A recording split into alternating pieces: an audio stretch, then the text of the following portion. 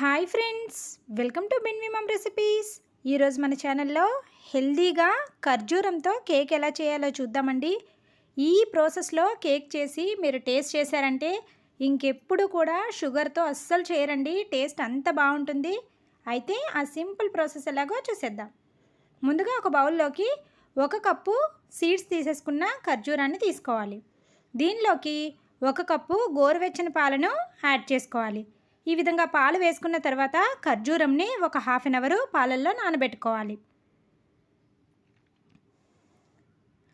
Half an hour తర్వాత ఖర్జూరం చూడండి ఈ విధంగా కాస్త సాఫ్ట్గా అవుతుంది. ఇప్పుడు ఈ ఖర్జూరాన్ని పాలతో సహా మిక్సీ జార్లోకి యాడ్ చేసుకొని మెత్తగా మిక్సీ పట్టుకోవాలి. చూసారు కదండి, ఖర్జూరం పాలు ఈ విధంగా మెత్తగా మిక్సీ పట్టుకోవాలి. ఇప్పుడు దీన్ని పక్కన పెట్టుకోవాలి.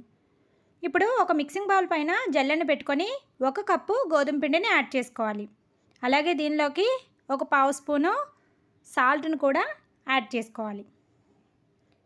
అలాగే ఒక half spoon baking soda, 1 spoon baking powder add చేసుకొని ఈ పిండిని జల్లించుకోవాలి. చూసారు కదండి, పిండిని ఈ విధంగా జల్లించుకొని తీసుకోండి. అలా అయితే కేక్ చాలా స్పంజీగా వస్తుంది.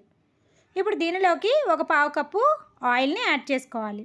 అలాగే 1 స్పూను వెనిలా ఎసెన్స్ కూడా యాడ్ చేసుకోవాలి. తరువాత ఈ మిక్సింగ్ బౌల్ పైన ఒక స్ట్రైనర్ని పెట్టుకొని మనం మిక్సీ పట్టుకున్న ఖర్జూరం పేస్ట్ని వేసుకొని జల్లించుకోవాలి. చూసారు కదండి, ఈ విధంగా పేస్ట్ని జల్లెల్లో వేసుకొని తీసుకోవడం వలన ఏమైనా చిన్న చిన్న ఖర్జూరం ముక్కలు కానీ చిన్న చిన్న ఖర్జూరం తొక్కల్లాగా ఉండిపోతాయి కదా, అవైనా ఉంటే మనకి చక్కగా ఈ విధంగా పైన కలెక్ట్ అయిపోతాయి. చూసారు కదా, ఇలా వచ్చిన దాన్ని పక్కకు తీసేసుకోవాలి.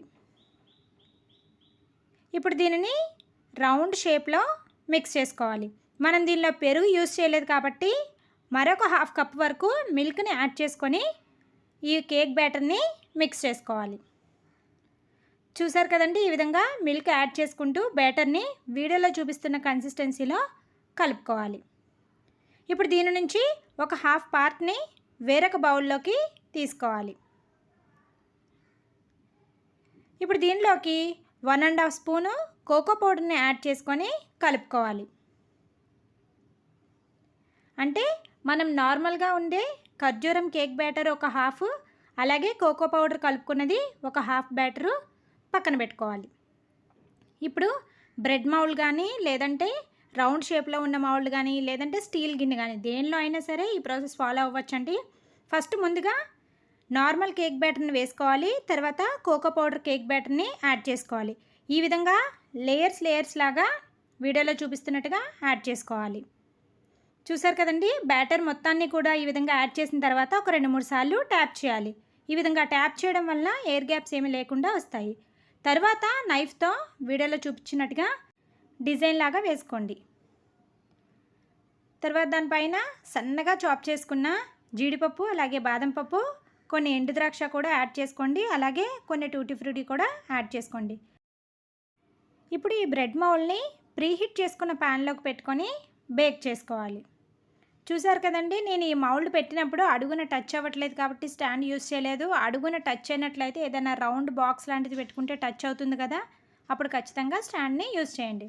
ఇప్పుడు దీన్ని ఒక 5 మినిట్స్ మీడియం ఫ్లేమ్లో బేక్ చేసుకోవాలి. చూసారు కదండి, 5 మినిట్స్ బేక్ చేస్తే చక్కగా ఈ విధంగా కేక్ పొంగుతుంది. 5 మినిట్స్ అయిన తర్వాత ఖచ్చితంగా వెంటనే సిమ్లో పెట్టేసేయండి. సిమ్లో పెట్టుకొని 20 మినిట్స్ బేక్ చేసుకోండి. పర్ఫెక్ట్గా మనకి కేక్ ఇలాగా రెడీ అయిపోతుంది. చూసారు కదా, ఒక టూత్ పిక్ పెట్టుకొని చెక్ చేస్తే ఏమీ అంటుకోకుండా వస్తే మనకి కేక్ పర్ఫెక్ట్గా బేక్ అయిపోయినట్టే. వన్స్ మనం స్టవ్ ఆఫ్ చేసిన తర్వాత ఆ కేక్ మౌల్డ్ని పక్కకు తీసేసుకోవాలి. ఇప్పుడు ఇది బాగా చల్లారిన వరకు వెయిట్ చేయాలండి. ఈలోగా మనం దానిపైన ఒక నాప్కిన్ వేసుకొని చల్లారబెట్టుకోవాలి, లేదంటే పైన లేయర్ అంతా కూడా గట్టిగా అయిపోయినట్టు అయిపోతుంది. చూసారు కదా, ఈ విధంగా బాగా కూల్ అయిన తర్వాత కేక్ని డిమోల్డ్ చేయాలి. ఎడ్జెస్ని నైఫ్తో లైట్గా రిమూవ్ చేస్తే చక్కగా మనకి కేక్ అనేది ఈజీగా వచ్చేస్తుంది. చెప్పాను కదండి, కేకు బాగా కూల్ అయిన తర్వాత మాత్రమే డిమోల్డ్ చేయండి, లేదంటే కేక్ విరిగిపోతుంది. చూసారు కదా, మనకి ఎంతో స్పంజీగా కేక్ అయితే రెడీ అయిపోయింది. లేయర్స్తో టేస్ట్ అయితే చాలా బాగుంటుందండి. మనం అస్సలు ఖర్జూరంతో చేసామన్న విషయమే తెలీదు. తప్పకుండా మీరు కూడా ఒకసారి ఇలాగా హెల్తీగా ట్రై చేయండి. ట్రై చేసి టేస్ట్ ఎలా వచ్చిందో కమెంట్లో కమెంట్ చేయండి. అలాగే మన ఛానల్లో ఇంకా మరెన్నో హెల్దీ అయిన కేక్ రెసిపీస్ ఉన్నాయండి. ఇంకా ఎవరైనా వాచ్ చేయకపోతే డిస్క్రిప్షన్లో లింక్స్ ఇస్తాను, చూడండి. రాగి పిండితో చేసినవి, బెల్లంతో చేసినవి చాలా కేక్ రెసిపీస్ ఉన్నాయి, తప్పకుండా వాచ్ చేయండి. వీడియో నచ్చితే లైక్ చేయండి అండ్ మీ ఫ్రెండ్స్కి, రిలేటివ్స్కి షేర్ చేయండి. ఇలాంటి మరెన్నో ఇంట్రెస్టింగ్ రెసిపీస్ కోసం ఛానల్ని సబ్స్క్రైబ్ చేసుకొని బెల్ ఐకాన్ హిట్ చేయండి. Thank you for watching.